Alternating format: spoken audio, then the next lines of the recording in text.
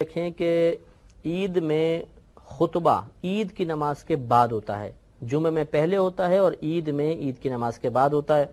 लिहाजा सब खड़े होंगे, सफ वगैरह सीधी करें, इसके बाद नियत करेंगे।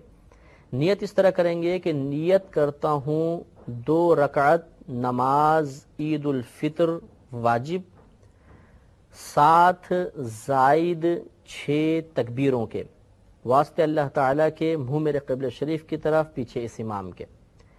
नियत दिल के पुख्ता इरादे को कहते हैं। आप दिल में इरादा करेंगे तब भी नियत काफ़ी है, ज़बान से अल्फाज अदा कर देना मुस्तहब होता है। तो फिर एक दफ़ा सुने कि नियत करता हूँ 2 रकात नमाज वाजिब ईद उल फितर की, 7 जायद 6 तकबीरों के वास्ते अल्लाह ताला के, मुँह मेरे क़िबले शरीफ की तरफ, पीछे इस इमाम के। फिर अल्लाह अकबर कहकर हाथ बांध लेंगे।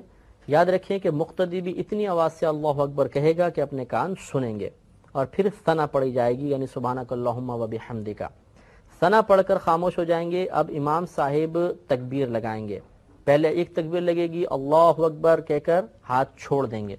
हमें भी तकबीर लगानी है, हाथ छोड़ देने हैं। फिर दूसरी तकबीर लगाएंगे, फिर हाथ छोड़ देंगे। फिर तीसरी तकबीर लगाएंगे और हाथ बांध लेंगे। गोया कि यहाँ तक 4 तकबीरें हुई। पहली तकबीर जब हमने लगाई तो उसके बाद सना पड़ी, फिर दूसरी और तीसरी तकबीर लगाकर हाथ छोड़ दिए। चौथी तकबीर में हमने फिर हाथ बांधे, यानी चौथी तकबीर के बाद हाथ बांध लिए। अब अलहम्द शरीफ होगी, सूरत पढ़ी जाएगी, रुकू सुजूद होगा। अगली रकत के लिए इमाम साहब खड़े होंगे। अगली रकत में पहले क़िराअत होगी, इसके बाद तकबीरात होंगी। अब इमाम साहब क़िराअत करेंगे, अलहम्द पढ़ी, सूरत पढ़ी। अब 3 लगातार तकबीरें होंगी और इन तीनों तकबीरों में कानों तक हाथ उठाकर छोड़ देना है, रुकू में नहीं जाना। तो अल्लाह अकबर छोड़ दें, फिर अल्लाह अकबर छोड़ दें, फिर अल्लाह अकबर छोड़ दें।